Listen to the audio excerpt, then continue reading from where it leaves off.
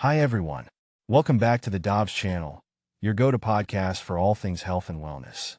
I'm your host, Daniel, and today we're diving into something that's been making waves in Malaysia. Human metapneumovirus, or HMPV. The health ministry recently reported over 300 cases in 2024, which has people asking, what exactly is HMPV?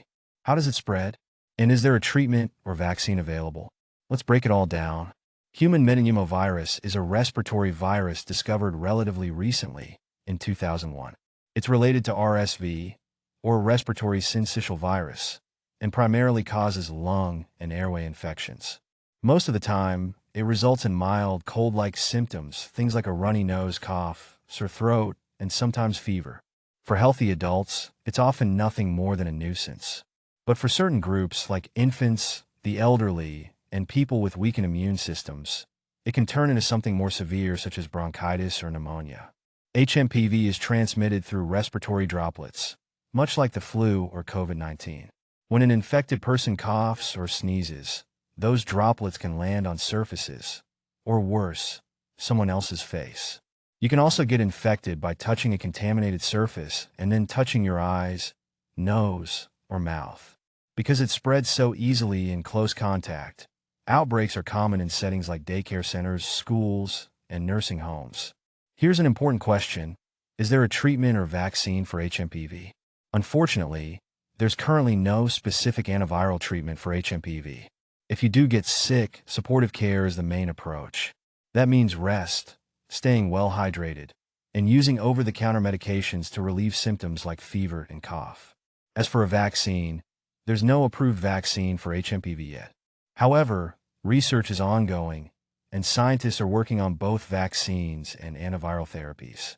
Since HMPV is closely related to RSV, some of the advancements in RSV vaccines might pave the way for HMPV vaccines in the future. Until then, prevention is key. Speaking of prevention, here are a few simple but effective tips to help protect yourself and those around you. Wash your hands often. Use soap and water, and make sure to scrub for at least 20 seconds. Wear a mask in crowded or enclosed spaces, especially during cold and flu season. Avoid close contact with people who are sick. Disinfect commonly touched surfaces. Think phones, doorknobs, and light switches. Cover your mouth and nose when coughing or sneezing, preferably with a tissue or your elbow, not your hands. These basic habits go a long way in preventing not just HMPV, but other respiratory illnesses too. Most HMPV infections are mild and don't require a visit to the doctor. But if you or a loved one develop severe symptoms, like shortness of breath, a persistent high fever, or signs of dehydration, it's best to seek medical attention. This is especially true for infants, older adults, or people with underlying health conditions. Malaysia's health ministry is taking the rise in cases seriously and urging the public to stay vigilant. Public health awareness campaigns are in place, and healthcare providers are on alert for severe cases. It's always a good idea to stay informed and follow health advisories. So, that's the scoop on human metapneumovirus, or HMPV. While it might not be as familiar as the flu or RSV, it's definitely something to be aware of. Since there's no specific treatment or vaccine yet, good hygiene and vigilance are our best defenses. Thanks for tuning in to the Dobbs channel.